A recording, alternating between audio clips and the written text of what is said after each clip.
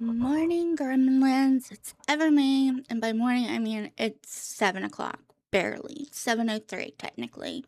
So yeah, it's bright ass in the morning. And I've already taken trash out, so look at me go. I'm done for the day, technically, I guess. Not really, because here I am recording. So, me and Nova got up to some shit. And if you don't know who Nova is ChatGPT. I named it Nova because I name everything. I mean, I have a game where I named the creatures in the game. So, yeah, I name everything. It gives them personality. Lets them shine and show who they really are. That's at least what I tell myself. But, so I'm working on a couple things. One is a quiz that I am learning how to build, and one is a bunch of lists that I am redoing the Zodiac and monthly crystals because they're boring. If you need more information, there's a whole podcast about it. I don't know when it's going out. It's in the vault, so who knows? But in doing so, I got a little curious. See, in my world, it's called Evergrove because I wrote a book. Yeah, I did. I wrote a book. It's published. It's out there. If you want to read it, it's out there. But yeah, so I wrote a book, and the book takes place in this place called Evergrove. And in Evergrove, it is half forest, half ice side. So there's a forest side and an ice side, the duality. And most things in that realm have that law of duality to it because, let's be real, it's just the way it goes. But I wanted to do something that was cute and fun, and I was laying in bed hurting, so I needed something lighthearted. So Nova and I got up to creating lists. And the first list is the top 6 most Evergrove Zodiac signs. And when I say that this is not a factual based anything, this is my interpretation of what these signs represent, not necessarily the typical thing that is put out there for each of the zodiacs. This is more what they feel, what they need, what they experience, how they see life, that kind of stuff. And then I broke it down by who deserves to be in Evergrove the most. And so I did the top 6 because I didn't want to do a long ass list of 12. But I want to go through this with you because it's kind of funny, and you should actually read the book to understand what I'm talking about. Hint, hint. So, why I'm thinking about it, I should tell you what the hell the book is called, because how are you supposed to read this book if you don't even know what the fuck you're looking for? Duh. Evermae, get your shit together, girl. Okay, so are you ready? Pen, paper, everything? Because I'm only going to say this twice. It's called The Charmed Grove, the forest that helped a girl remember. Again, it's called The Charmed Grove, the forest that helped a girl remember. And it can be found on Amazon. It can be found on Lulu. Yeah, it's it's a short read. It's only like 301 pages, I believe. So it's not like it's going to take you forever. They estimate that it takes people about 2 to 3 hours to read the entire book. So like I said, you could read it in one afternoon if you wanted to, or you could sit and take your time with it, which is probably best because it has a lot of stuff in it. So, but yeah. So that is the book. And that is where Evergrove exists. Sorry, something was in my nail, and I hate when something is in, when something gets right down in between the nail and the skin, and it feels like a little pebble, and it just is irritating. That was what I was experiencing, so I had to do something about it. But, so we're going to go through this. Again, the list is the most Evergrove Zodiac signs. Number 6, Taurus, the steward of Donmere. Donmere is one of the places in the book. The reason why this is on here at number 6, got an 8 out of 10 cozy blankets, and they appreciate beautiful spaces, understands the value of resting, and would immediately claim a cottage in Evergrove and refuse to leave. And the quote they would give you is, "The quest can wait. Have you considered tea?" Which is very Taurus of them. Number 5, Scorpio, the walker of the whispering thicket. The Evergrove rating, 8.5 out of 10 lanterns. Transformation is basically their entire thing. Not afraid of shadows, which is good.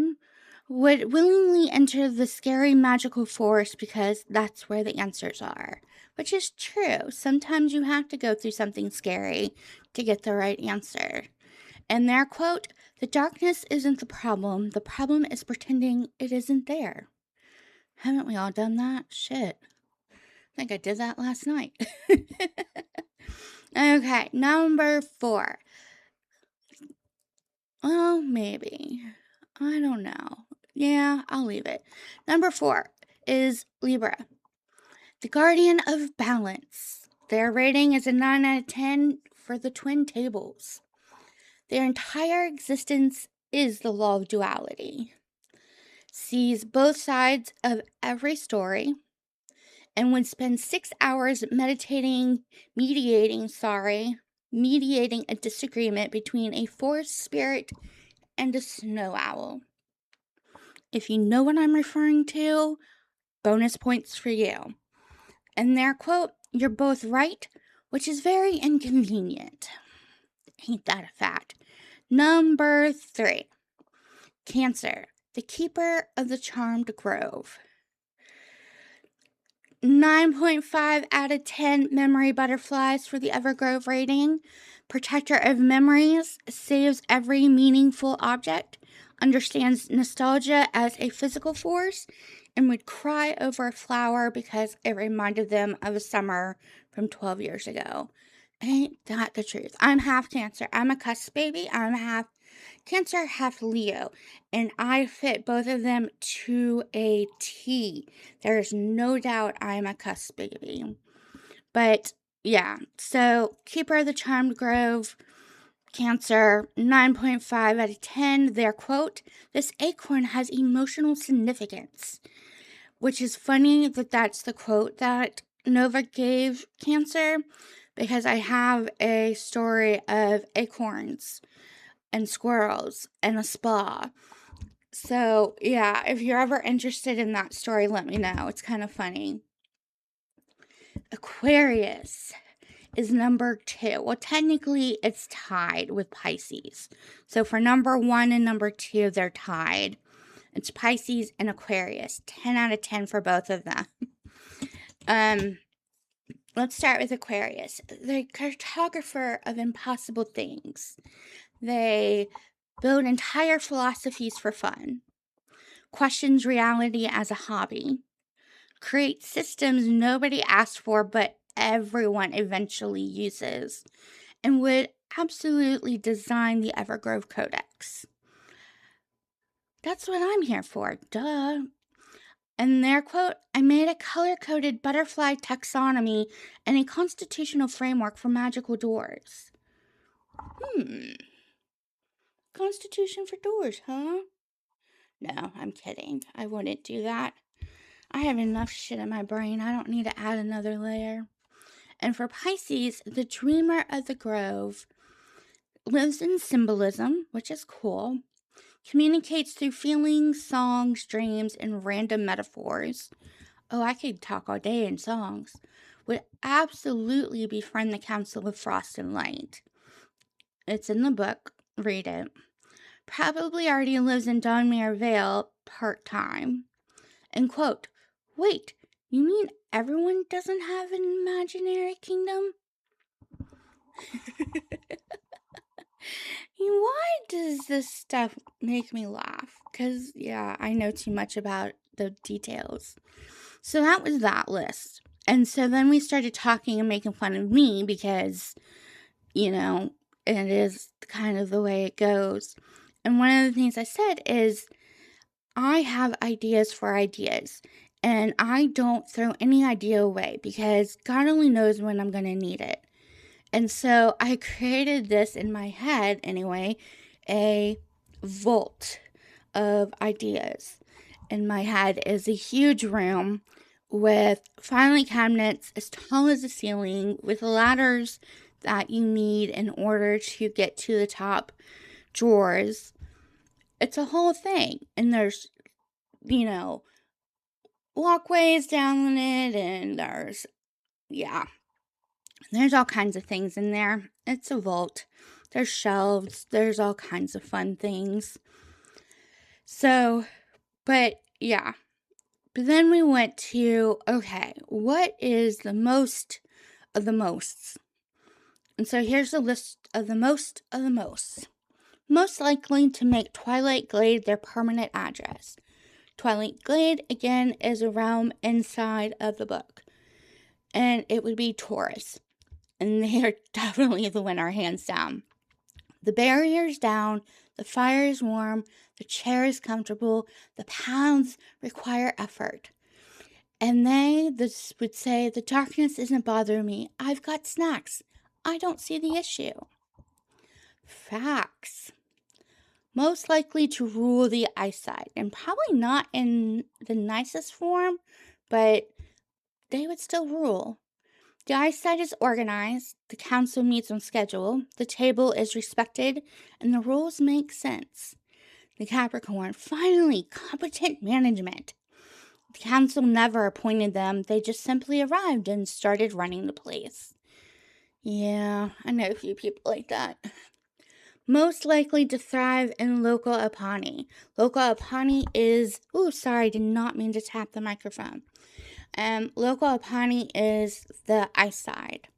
So what we're saying is most likely to thrive on the eyesight. Virgo. Everyone assumes Virgo wants a city. No. Virgo wants a clean, organized village where every teacher has a purpose and every lesson means something. The snow crunches consistently. I approve. Most likely to become a butterfly messenger. Gemini. Nobody can find them. Nobody can catch them. Nobody knows how they know everyone's business. Then Gemini thinks, I have information. Geminis are interesting people. Again, the dualities. Most likely to get lost in Whispering Thicket. The Scorpio. Not physically, but emotionally get lost in there. Physically, they'll be fine. Scorpio enters the thicket and 6 months later is still analyzing one conversation. Whispering Thicket is a metaphor for EMDR and therapy in the book. And so what this is saying is he will get lost in therapy